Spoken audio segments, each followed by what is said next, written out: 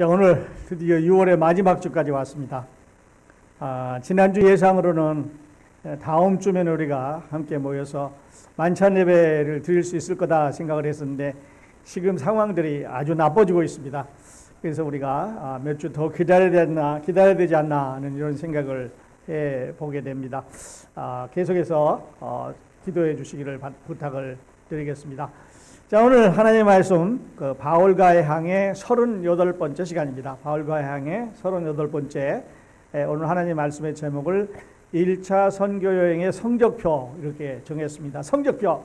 우리 학교 다닐 때 성적표 참 기대가 되는 겁니다. 열심히 공부해 가지고 아니면 시험을 보고 나서 리포트 카드라고 그러죠. 성적표 나오면 얼마를 받았나, 뭘 받았나, 뭐 A인가 B인가 C인가 아니면 D나 F인가 이렇게 해서 우리가 이 성적표에 관심이 많은데 오늘 저와 함께 이 사도 바울의 1차 선교 여행의 성적표를 같이 한번 매보도록 하겠습니다. 그래서 여러분 저와 함께 이 시간을 잘 들으셔야 되고 나는 이래서 A다, 나는 이래서 B다, 나는 이래서 C다 이런 걸 마음에 정하시기를 바랍니다. 사도행전 14장 21절부터 28절까지 사도행전 14장 21절부터 28절까지 제가 짧은 구절이니까 봉독을 해드리고 말씀을 같이 나누도록 하겠습니다. 복음을 그 성에서 전하여 많은 사람을 제자로 삼고 루스트라와 이고니온과 안디옥으로 돌아가서 제자들의 마음을 굳게 하여 이 믿음에 머물러 있으라 권하고 또 우리가 하나님의 나라에 들어가려면 많은 환난을 겪어야 할 것이라고 각 교회에서 장로들을 택하여 금식기도 하며 그들이 믿는 주께 그들을 위탁하고 비시디아 가운데로 지나서 밤빌리아에 이르러 말씀을 버가에서 전하고 아달리아로 내려가서 거기서 배 타고 안디옥에 이르니 이곳은 두 사도가 이룬 그 일을 위하여 전에 하나님의 의인에 부탁하던 것이라. 그들이 이르러 교회를 모아 하나님이 함께 행하신 모든 일과 이방인들에게 믿음의 문을 여신 것을 보고하고 제자들과 함께 오래 있으니라 이렇게 정했습니다. 자, 이제 이 사도 바울의 이 선교여행 지도를 보여드리지 못해서 어색합니다만은 보시는 대로 이제 안디옥을 출발해서 다시 여러 지역을 이제 내려갔지요. 아시는 대로 시시리아 안디옥에서 이고니온에서 루스트라에서 이번에는 더베까지 갔습니다. 돌아오는 기간은 돌아오는 길은 빨간 줄로 표시를 했는데 어떻게 보면 질문이 많습니다. 여러분 이 지도 보시면은 파란 줄로는 사이프러스라고 하는 그 섬으로 이렇게 해서 파란 줄은 처음에 갈 땐 갔었는데 돌아올 때 빨간 줄은 그 섬을 거치지 않고 바로 돌아갑니다. 또 하나는 왜 더베라고 하는 지역에서 선교여행이 스탑하고 뒤로 돌아왔을까 하는 것이죠. 왜 돌아왔을까요? 여러분 우리가 생각할 때 더베에서 그냥 사도 바울의 고향인 다소까지 바로 내려갈 수도 있고 다소에서 안디옥까지 다 올 수도 있었는데 선교여행은 더베에서 스톱을 하고 제자리로 돌아와서 고향으로 돌아오는데 돌아오는 길도 버가에서 출발해서 시시리아 안디옥으로 갔었는데 이번에는 아달리아로 내려왔습니다. 그러니까 도시가 좀 바뀌었죠. 자, 왜 그랬을까 하는 것을 이상 궁금증을 가지고 마음에 두시고 저와 함께 보실 수 있기를 바랍니다. 자, 사도 바울의 1차 선교여행에 바다로 여행한 거리가 한 500마일 정도 된다고 그러죠. 그리고 육지로 이제 들어가서 왕복하여 내려온 길이가 한 700마일. 그래서 둘이 합하면 1200마일 이런데 또 다른 사람 계산해 보니까 그보다는 좀 길다 한 1400마일 정도 될 거다 하는 이런 보고서가 있습니다. 그렇다면요 여러분 1400마일을 바다로 또 육지로 걸어다 간다고 하는 게 그렇게 쉽지는 않았을 거예요. 그리고 그 기간이 얼마쯤 걸렸을까? 그런데 누가는 몇 월 며칠 날 출발해서 언제 도착하고 어디서 이런 날짜를 정해주질 않았습니다. 그래서 몇 년 걸렸느냐, 몇 개월 걸렸느냐 이거를 잘 알지를 못하는데 성경을 연구하는 학자들은 적어도 1년은 넘었을 거고 거의 2년에 가까울 것이다 이렇게 말을 합니다. 그렇다고 보면은 한 1년 반 정도의 기간을 가지고 1400마일 여행을 했고 4개의 교회를 설립을 했습니다. 바울이 이제 전면의 리더로 등장을 했죠. 지금까지는 베드로와 요한이 예수님 돌아가시고 나서 승천하시고 나서 성령이 내려오고 나서 두 사람이 리더였는데 이제는 바울이 리더가 되기 시작을 했죠. 그리고 바울이 긴 설교를 한 개를 말씀을 드렸습니다. 그리고 바울이 핍박을 받았죠. 뭐 쫓겨나기도 하고 위협을 받기도 하고 돌로 때려서 죽은 것을 밖에 버리기도 하고 핍박을 많이 받았습니다. 그러나 이 1차 선교여행에서 우리가 빼놓을 수 없는 아주 중요한 게 하나 있는데 그거는 이방인들이 이제 구원을 받아서 교회로 들어오기 시작했다 하는 것이죠. 그러니까 지금까지는 여호와 이름이 하나님의 선민이 하나님의 특별 계시가 유대인에게만 이스라엘 사람에게만 그 나라 사람들에게만 있었습니다. 아브라함의 후손에만 있었죠. 그런데 이제는 이방인들이 교회에 들어와서 똑같은 은혜를 누리기 시작하는 놀라운 역사적인 변화가 이제 일어났습니다. 뿐만 아니라 이들이 고향으로 돌아오면서 전에 지나갈 때 세웠던 그 교회에 들려서 리더를 세웁니다. 교회를 이끌어갈 이제 장로들을 세우는데 질문이 많아요.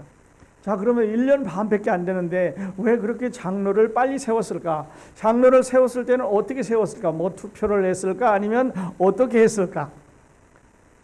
그 다음에 그 장로들이 그렇게 어린 교회에서 뽑힌 장로들이 과연 일을 할 수 있을까 하는 것이 이제 우리가 가지고 있는 의문입니다. 그래서 여러분 레포트 카드 적을 때 A, B, C 적을 때 이거를 정하실 수 있기를 바랍니다. 그리고 하나 더, 더베에서 바로 시시리아 안디옥으로 그냥 쭉 돌아왔다면 원웨이로 갔을 텐데 이제는 다시 되돌아오는 투웨이 길을 선택을 했습니다. 그렇다 보면 우리가 얼마나 생각하는 복음은 전하기만 하는 게 아니라 복음의 씨를 뿌리는 걸로 끝나는 게 아니라 follow-up이 중요하다. 그래서 돌아오면서 이들을 관리해주는 이런 것이 중요했을 거다. 이런 것을 이제 생각을 해봅니다. 그 다음에요, 이 누가는 복음을 그 성에서 전하여 많은 사람을 제자로 삼고 루스트라와 이고니아 안디옥으로 돌아가서 이렇게 돌아가는 리턴은 자세히 적었는데 그 데어베라고 하는 마지막 정착역에서 어떤 일을 했는가 하는 기록이 없습니다.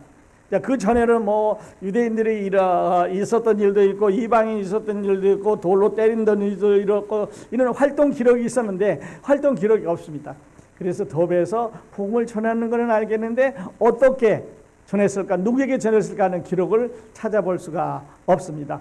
그리고 루스트라, 이고니안, 안디옥 그리고 버가가 아닌 아탈리아로 돌아왔다는 게 질문이라고 말씀을 드렸습니다. 그리고 이제 본문에서 말씀을 드렸습니다만은 돌아오면서는 전도를 했다 하는 말이 없습니다. 그 성에 들어가서 복음을 전할 때 누구에게 그리스도의 그 은혜를 전할 때 이런 말이 없고 다만 제자들에게 교회 리더를 세우시는, 다시 말씀드려서 요즘 말하면 제자 훈련을 하는 이런 광경만 나옵니다. 그렇다면 왜 돌아오면서는 복음이 급한데 왜 제자 훈련만 했을까 하는 거죠. 그리고 과연 이 1년 아니면 1년 반밖에 안 된 이 1년 남짓한 신생교회에 장로가 필요했을까? 장로를 어떤 방법으로 선택을 했을까? 또 장로들의 권위를 어떻게 주었을까 하는 것이죠.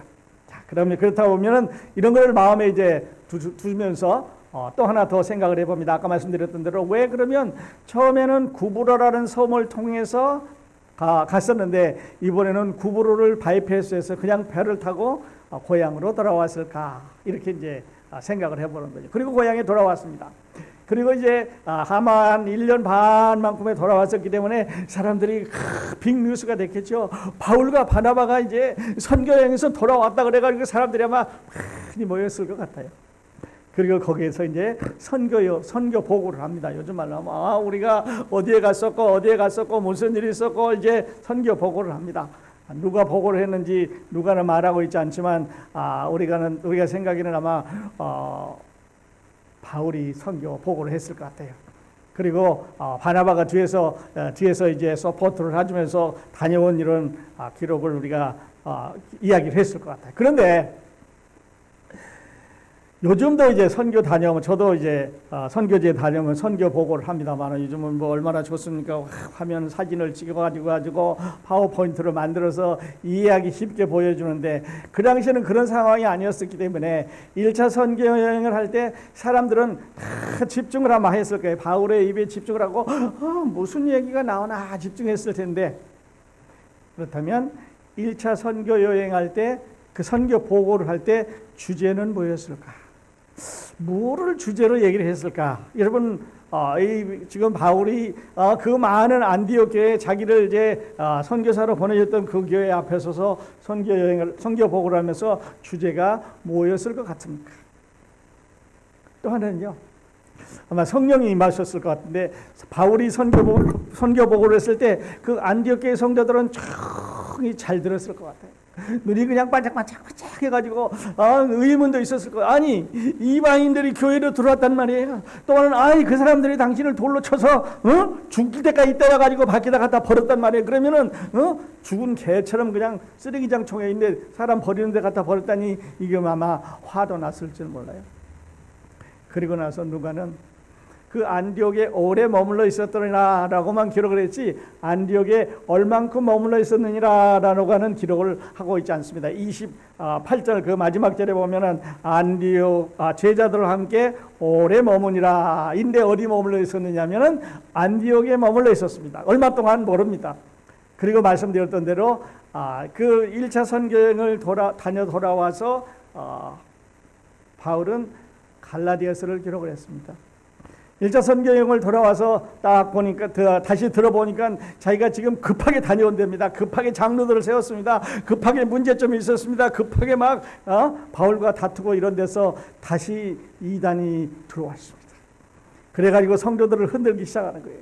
그래서 바울이 갈라디아서를 이제 기록을 했는데요. 여러분 그렇다면 누가는 왜 바울이 여기에서 갈라디아를 기록하느니라라는 그 기록에 대한 말을 안 했을까요? 요즘 같으면 오래 머물면서 갈라디아에 편지를 보내니라 뭐 이렇게 써놓으면 우리가 거기서 썼구나 이해할 수 있을 것 같은데 그런 기록이 없습니다. 자, 우리가 더 뒤로 넘어가기 전에 이제 지금까지 있었던 사건을 중심으로 해서 베드로와 바울을 잠깐 비교를 해봅니다. 사도행전이 시작하면서 베드로가 쭉 복음을 전해왔는데 그리고 사도행전 13장이 시작되면서 바울이 이제 바톤을 이어받아서 선교행을 떠났는데요. 베드로는 2장에서 성령이 강림하고 나서 유대인들에게 긴 설교를 했습니다. 바울은 13장에서 비시디아 안디옥에 가서 거기 있는 유대인들과 이방이 섞여 있는 교회에서 긴 설교를 했습니다. 베드로는 3장에서 성전 미문에 앉아있던 안진뱅이를 고쳤습니다. 바울은 14장에서 안진뱅이를 고쳤습니다. 베드로는 8장에서 귀신을 내쫓았습니다. 바울은 13장에서 귀신을 내쫓습니다. 베드로는 10장에서 사람들이 베드로를 신으로 받들라고 하였습니다. 그런데 바울과 바나바는 14장에서 붙잡아서 예배를 하려고 신으로 삼으려고 했습니다. 베드로는 12장에서 옥에서 천사들을 통해서 구출해 줬습니다. 공부했죠. 그래서 베드로가 그 옥에서 나와서 제일 먼저 간 게 요한 마가 어머니 집에 갔었다고 말씀드렸습니다. 그런데 16장에 보면요, 이번에는 바울과 실라가 우리가 잘 아는 대로 빌립보 감옥에서 구출을 받습니다. 사도행전 5장에서 사람들이 베드로가만 지나가도 그 그림자만 비춰도 모든 병이 낫고 이렇게 귀신이 물러가고 하는 기적을 일으켰습니다. 그런데 19장에 가서 보면요, 사도 바울이 손수건만 만져도 병이 낫고 이렇게 모든 이런 기적이 그에게서 일어나는 것을 볼 수가 있습니다. 그러니까요, 하나님께서 예수 그리스도를 통해서 베드로를 훈련시켜서 요한을 훈련시켜서 제자들을 훈련시켜서 내보내는데 이제는 그들은 예루살렘 교회에 놔두고 그들이 아니라 바울을 통해서 바울이라는 사람을 새로운 신자를 구출을 해서 구원을 받게 해서 바울로 하여금 이방 선교를 맡게 하는 놀라운 역사가 일어나고 있는 것을 우리가 보게 됩니다. 근데 여기 이제 27절에 보면은요, 믿음의 문을 열었다 하는 말이 나옵니다. 이 제가 다시 한번 읽어드리면, 그들이 이르러 교회에 모아 하나님이 함께 하신 모든 일과 이방인들에게 믿음의 문을 여신 것을 보고하고 이랬습니다. 문. 우리 성경에 문이 참 많지요. 여러 번 나옵니다. 우리 건물에도 이제 우리 크로스포인트 교회에도 문이 들어오죠. 메인 엔트런스 들어오는 문이 있고, 예배당에도 들어오는 문이 있고, 화장실에 가는 문도 있고, 부엌에 가는 문도 있고, 우리 이제 클래스룸에 들어가는 문도 있고 이런데, 이 아시는 대로 문은 들어가기도 하고 또 나오기도 하고 그런 문이죠. 그래서 출애굽기 12장에 보면은 6월절에 그 이스라엘 집의 벽에, 이스라엘 집의 그 문에 문설주에 피를 발랐다고 하는 그 문이 나옵니다.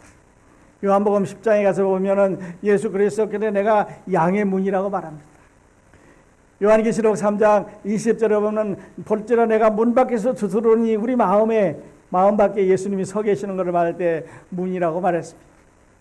그런가 하면 그 마태복음 24장에서 보면 심판이 거의 임박해 갈 때 인자가 문 앞에 이른 줄 알라 이렇게 말씀하심으로 이제 그 도착을 의미할 때 이 문이라는 말을 사용을 하고 있습니다. 고린도전서 16장에는 기회를 말할 때 문이라는 말을 썼습니다. 나에게 문을 열어주셔서 복음을 전했다고 말하는데 이거는 기회를 주셔서 이런 말이겠죠. 우리가 잘 아는 마태복음 25장에 열처녀의 비유가 있습니다. 5명은 슬기로웠고 5명은 미련하다고 그랬습니다. 이때 이 결혼식 생각해보면 참 혼란스러울 것 같아요. 신랑이 그냥 느닷없이 안 옵니다. 아침부터 기다려도 낮에도 기다려도 저녁 때 기다려도 불을 켜놓고 기다려도 신랑이 밤중까지 안 오니까 이 결혼식 참 맥 빠졌겠지요. 음식도 준비해놓고 손님도 초청해놓고 빵빠레만 울리면 그냥 입장을 할 텐데 신랑이 안 오니까 말이에요. 그런데 밤중에 나가서 소리가 났고 문이 이제 미련한 처녀들이 기름을 사러 가는 사이에 문이 닫혔다 그랬습니다. 그 문은 무엇입니까? 하늘나라 들어가는 문이 닫혔습니다. 그래서 문을 두드리는데 안에서 소리가 납니다. 가서 사와라. 가기 전에 그랬죠. 열처녀에게 기름 좀 나눠달라고 말합니다. 그랬더니 기름을 나눠주는 게 아니라 가서 사라고 말합니다. 저는 그래서 이거를 종교라고 이렇게 말씀드리죠. 종교는 참 좋습니다. 내 건 주지 않아요. 가서 너 해봐. 가서 너 기름 사와. 어디가 가 있는지, 기름값이 얼마인지, 주유소가 어디 있는지 이야기해 주지 않고 가서 사라고 말합니다. 예수님 같았으면 기름을 나눠줬을 건데 종교하고 복음의 차이죠. 그래서 이 문이라고 하는 것은 안과 밖을 구분하는 장치이면서 보통 안에 있는 사람을 구분을 하죠. 그리고 문과 짝을 이루는 단어들이 참 많이 있는데 열쇠, 자물쇠, 문설주, 문지기 또는 집 하면은 문이 있어야죠. 성 하면 성문이 있어야 되죠. 그래서 문을 통해서만 집 안으로, 문을 통해서만 성 안으로, 문을 통해서만 하늘나라로, 문을 통해서만 통과하게 되는데 여기서 베드로가 바울이 이야기하는 이 믿음의 문은 이 믿음을 통해서만 하늘나라로 갈 수 있다고 하는 것을 우리에게 말씀을 하고 있죠. 요한복음에 여러분 잘 아시는 대로 보시게 되면 요한복음은 예수님의 비유가 하나도 기록되지 않은 책이라고 말씀드렸습니다. 그 대신 7번이나 나는 이란 말이 기록이 되어 있죠. I am. 그래서 7개 중에서 나는 생명의 떡이다. I am the bread of life. 그리고 나는 세상의 빛이다. The light of the world. 그 다음에 나는 양의 문이다. The door of the shepherd. 나는 부활이요 생명이다. 이렇게 7번이 나오는데요. 이 7번의 I am 중에서 생명이라는 단어가 3번에 겹칩니다. 생명의 떡, 부활이요 생명, 길이요 진리요 생명 이렇게 말하죠. 근데 제가 오늘 여러분과 함께 나누고 싶은 것은 이 생명이라는 말이 아니라 문이라는 말입니다. 양하고 관련된 말이죠. 양의 문이라고 하셨고 선한 목자라고 말씀을 하셨습니다. I am the good shepherd 이렇게 말씀하시는데 이 양의 문과 목자와 연결해서 잠시 한번 살펴보도록 하겠습니다. 여기서 이제 손을 놓으시고 요한복음 10장으로 가셔서 1절부터 9절까지를 잠시 우리 함께 보게 되면은요. 놀라운 사실이 여기 있습니다. 정말 이래서 우리가 하나님의 말씀은 늘 읽어도 진리이고 우리에게 그 귀한 보석을 주는 것 같아요. 요한복음 10장은 이렇게 시작하지요. 내가 진실로 너희에게 이르노니 문을 통하여 양의 우리에 들어가지 아니하고 다른 데로 넘어가는 자는 절도며 강도요 문으로 들어가는 이는 양의 목자라. 이게 말합니다. 양의 문, 선한 목자. 뒤에 이제 밑으로 내려가면 또 선한 목자라는 말씀이 나오고 있는데요. 예수님이 오셔서 한나라의 복음을 전하니까 가는 데마다 싸웁니다. 가는 데마다 이스라엘의 지도자들하고 이제 부딪혀서 악유를 합니다. 하다 안 되니까 이제 엉뚱한 말을 뒤집어 씌워가지고 십자가로 보내는 일까지 하게 되는데요. 시간이 지날수록 격화됩니다. 그래서 예루살렘에서 부딪힙니다. 갈릴리로 돌아오면 갈릴리에서 부딪힙니다. 또 다른 지역을 방문하게 되면 거기에 있는 이스라엘의 지도자들이 따라와서 아니면 그 지역에 있는 지도자들과 다툼을 벌이게 됩니다. 그런데 여러분 아시는 대로 이 양은 이 이스라엘 민족과는 아주 가까운 관계가 있습니다. 하나님께서 세상을 창조하셔서 사람들이 이제 퍼져서 살기 시작할 때부터 이 양에 관한, 양을 치는 데 관한 기록을 우리가 볼 수가 있습니다. 그렇잖아요. 아담의 자녀들이 양을 쳤지요. 아브라함의 후손들이 양을 쳤습니다. 그러니까 이스라엘 백성들은 이 양하고 아주 친근합니다. 그러므로 양과의 관계를 어떻게 지내야 되는지 아주 잘 아는 민족이에요. 그러면서 실제 삶에서 이 양과 목자와 양의 우리와 이런 것과 관련되는 아주 쉬운 실제적인 비유를 들어서 예수님이 그들에게 설명을 하고 있습니다. 여기 보면은 1절에 보면 문을 통하여 양의 우리에 들어가지 아니하고, 그래서 여기에 우리로 들어가는 문이 있습니다. 그 다음에 또 내려가 보면요, 7절에 가보면 그러므로 예수께서 이르시되 내가 진실로 너희에게 이르노니 나는 양의 문이라. 7절에도 또 문이라고 말합니다. 그리고 다시 내려가 보면 9절에 보면 내가 문이니 누구든지 나로 말미암아 들어가면 구원을 받고 이렇게 말합니다. 그러니까요, 1절에서는 이스라엘에게 거짓 선지자들이 먼저 와서 강도하고 절도인데 이제 문지기가 문을 열어주지 않았는데 자기들이 들어가면서 자기들이 이스라엘의 지도자라고 말합니다. 문지기는 누굽니까? 문지기는 어떤 사람은 세례 요한이라고 말하기도 하고, 어떤 사람은 성령이라고 말하기도 하고, 어떤 사람은 구약의 모든 선지자들이 문지기라고 말합니다. 그러므로 예수 그리스도가 메시아로 이 세상에 오시기 위해서는 문지기가 문을 열어줘야 되는데, 문지기가 문도 안 열어주는 이스라엘의 거짓 가짜 지도자들이 나와서 양 목자라고 하니까 이건 가짜지요. 요즘 우리 세대도 가짜들이 참 많습니다. 그들이 목자라고 말하고 하늘에서 내려왔다고 말하고 하나님의 아들이라고 말하고 메시아라고 말하는데, 그들을 위해서 누군가가 문지기가 되어서 문을 열어줘야 됩니다. 문지기가 없이 스스로 문을 연 것은 참 목자가 아니지요.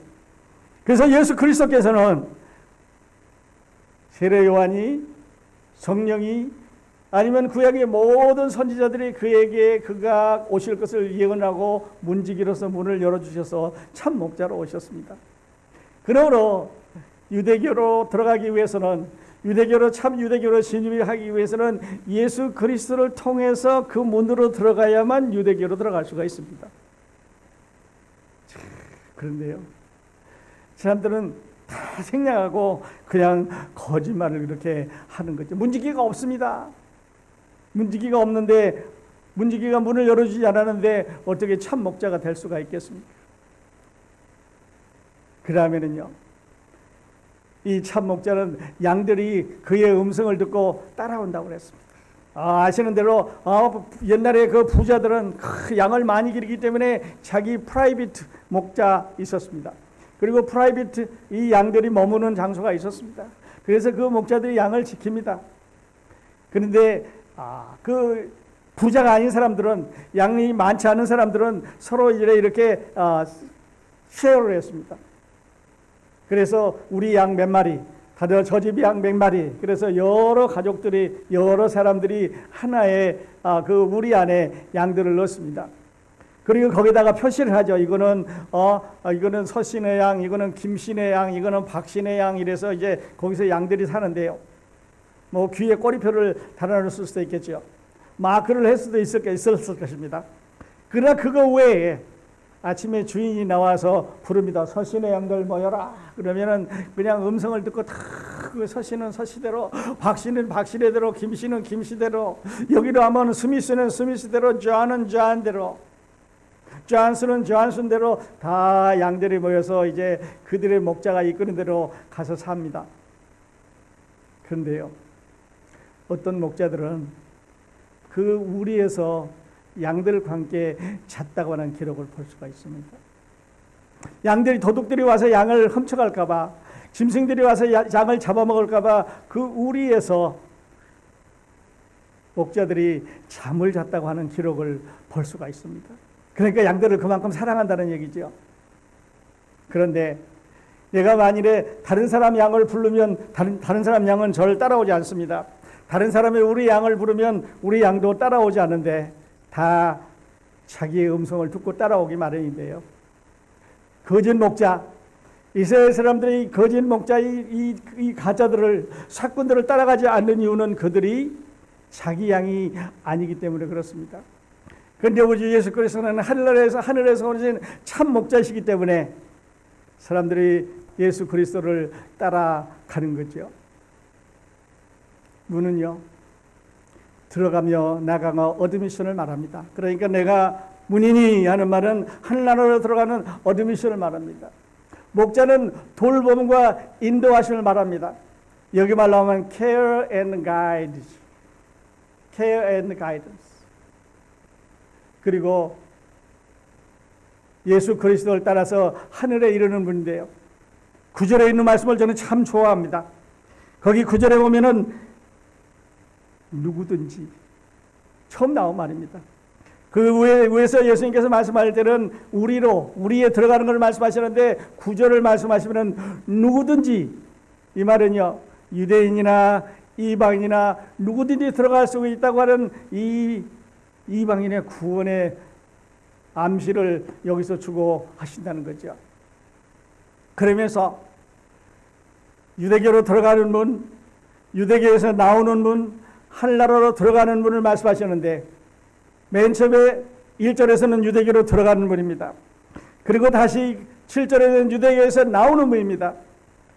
그리고 9절에서는 하늘나라 생명으로 인도하는 문을 말씀하셨는데 들어갈 때도 나올 때도 하늘나라 들어갈 때도 예수 그리스도를 통해서 간다고 하는 말이죠. 그리고 예수께서 주신 것은 영원한 생명입니다. 영원한 생명이란 말은 길다는 뜻만 있다고 말씀드리지 않았습니다. 영원하단 말은 길이, quantity, 영 끝이 없다는 말도 되겠지만 그러나 quality, 그 안에 누리는 축복을 말합니다. 그러므로 만족을 말하고 풍성을 말하고 영원한 것인 길뿐만 아니라 그 아래 부족함이 없는 만족을 말하고 있을 때 예수님께서 양의 목자라고 그러셨습니다. 얼마나 놀라운지 모릅니다. 목자들은요, 양을 위에서 삽니다. 목자들은 여기는 for라는 영어로 썼는데 목자들은 양들을 위해서, 양들을 지키고 양들에게 도둑이나 아니면 나쁜 짐승이 오지 않기 위해서 양들을 위해서 목자들이 존재했습니다. 예수 그리스도는요, 양들을 위해서 존재하는 게 아니라 양들을 돌보기 위해서 존재하는 것이 아니라 양들을 위해서 돌아가셨습니다. 목자들은 양들을 지키기 위해서 거기 있었지만은 예수 그리스도는 양들을 위해서 돌아가셨다고 성경은 우리에게 말씀을 하고 있습니다. 얼마나 다른지 모르겠어요. 거짓 선지자들은, 거짓 목자들은요, 양들을 빼앗고 죽이고 그랬습니다. 그런데 참 목자이신 예수 그리스도는 양들을 위해서 자신을 주고 자기네 목숨까지 주었다고 말씀을 하고 있습니다. 다른 목자들은 양들을 위해서 살았습니다. 사고로 해서 그들이 죽는 일도 있었지만은 예수 그리스도는 양들을 위해서 죽었습니다. 다른 목자들은 양들을 위해서 살았습니다. 그러나 예수 그리스도는 양들을 위해서 십자가에 돌아가셨습니다. 얼마나 다릅니까? 이런 우리 주 예수 그리스도의 은혜를 우리가 말씀하고 있는데요. 이방인들에게 믿음의 문을 열어줬다고 하는 말은 이제 이 믿음의 문을 통해서 이방인들이 하나님 나라에 갈 수 있다고 하는 것을 말씀을 하고 있습니다. 그러면서 요한복음 10장에서 다시 조금 더 정리를 해보면요. 이 우리에 들지 아니한 다른 양이 있어 내가 그들도 인도하여 할 테니 그들도 한 무리가 되어 한 목자에게 말씀하셨습니다. 이 우리라고 하는 이스라엘을 말합니다. 유대교를 말합니다. 그 유대교에 들지 아니한 다른 양들의 그룹이 있는데 그들도 내가 인도해서 한 목자에게 있게 하겠다고 말씀하셨습니다.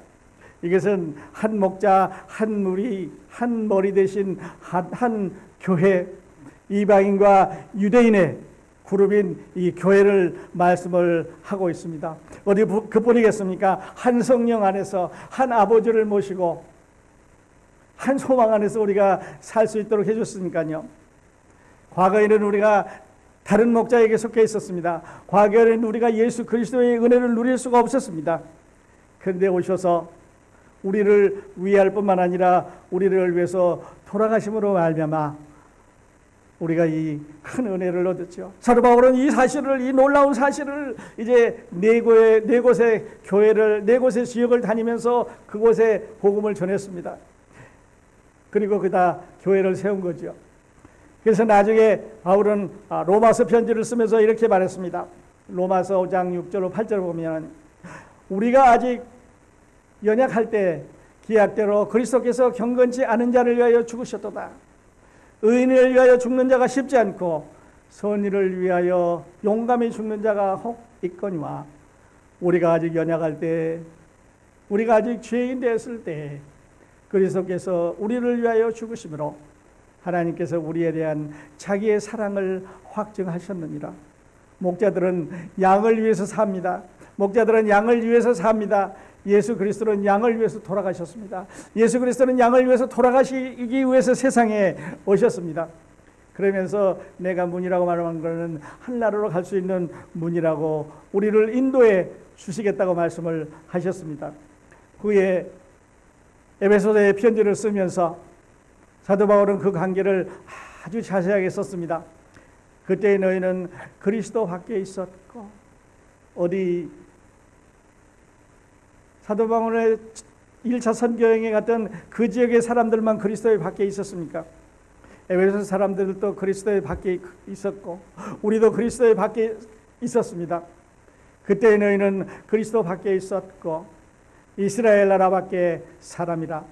약속의 언약들에 대한 오인이요 세상에서 소망이 없고 하나님도 없는 자들이 이제는 전에 멀리 있던 너희가 그리스도 예수 안에서 그리스도의 피로 가까워졌느니라. 그는 우리의 화평이신지라 둘로 하나를 만드사 원수된 것 중간에 막힌 담을 자기 육체로 하시고 이방인과 유대인 사이에 같이 모일 수가 없었습니다. 유대인들은 이방인을 개 취급해서 저저 상종을 하지 않았는데 그 담을 십자가로 헐어셨습니다. 또 먼 데 있는 너에게 평안을 전하고 먼 데 있는 이방인 사람들입니다. 가까운 데 있는 자들은 유대인들입니다. 그러니까 유대인에게나 이방인에게 다 평안을, 구원을, 영원한 생명을 주셨습니다. 이는 그로 말미암아 우리 둘이 이방인과 유대인이 한 성령 안에서 한 아버지 안에서 한 아버지께 나아감을 얻게 하려 함이라. 또 십자가로 이 둘을 한 몸으로 하나님과 화목하게 하려 하심이라. 이방인과 유대인을 화목하게 만들어 주셨어요. 어떤 시스템이 이렇게 했습니까? 어떤 제도가 이렇게 했습니까? 어떤 철학이, 어떤 문학이 이렇게 했습니까? 예수 그리스도의 죽음이 이것을 가능하게 했습니다. 원수된 것을 십자가로 소멸하시고 이는 그로 말미암아 우리 둘이 한 성령 안에서 아버지께 나아감을 얻게 하려 함이라. 그러므로 이제부터 너희는 외인도 아니요 나그네도 아니요 오직 성도들과 동일한 시민이요 하나님의 권속이라. 어찌 우리만 그랬습니까? 사도 바울이 복음을 전한 이 내 처음 선교행에 갔을 때 교회도 이런 은혜를 누리지 않았겠습니까? 그러므로 이제부터는 너희는 외인도 아니요 나그네도 아니요 오직 성도들과 동일한 시민이요 하나님의 권속이라고 계속해서 말씀을 하고 있습니다. 사랑하신 여러분, 오늘 우리는 예수 그리스도로부터 이런 놀라운 은혜와 이런 놀라운 축복을 가지고 있는 사람들입니다. 자, 그렇다면요, 이제 성적표를 매겨보십시다. 여러분은 사도 바울의 1차 선교여행의 성적표 몇 점 주시겠습니까? 사도 바울이 갔던 목적이 어디에 있었습니까? 복음을 전하기 위해서 갔습니다. 고통을 당했습니다. 어려움을 당했습니다. 그러나 중간에 포기하지 않고 끝까지 갔습니다. 그리고 돌아오는 길에 이제 팔로우를 하면서 그들에게 지도자를 세워주고 다시 배를 타고 고향으로 돌아왔습니다. 여러분은 그의 1차 선교여행을 A를 주시겠습니까? B를 주시겠습니까?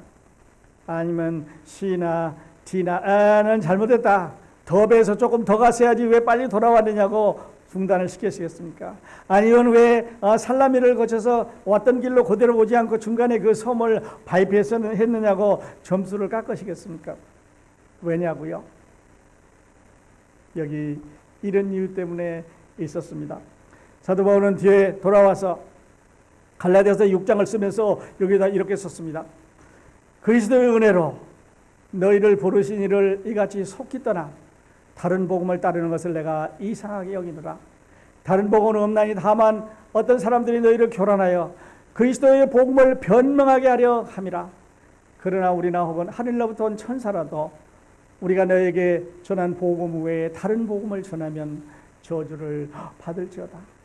우리가 전에 말하였거니와 내가 지금 다시 말하노니 난 만일 누구든지 너희가 받은 것 외에 다른 복음을 전하면 저주를 받을 것이라고 말씀하고 있습니다.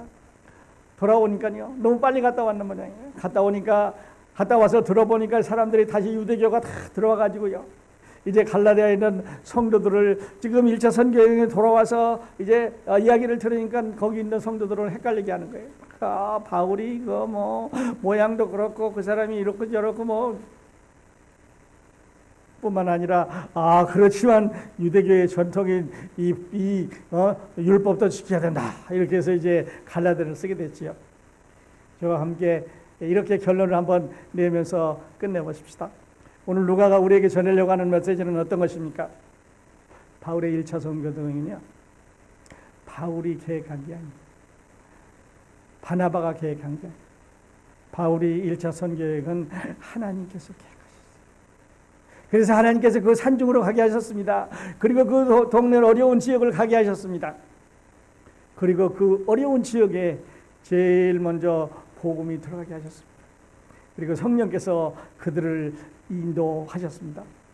이방인에게도 구원을 소식이 전하시기 위한 하나님의 계획이었습니다. BCD에 안디오에 가면 유대인들이 더 많았습니다.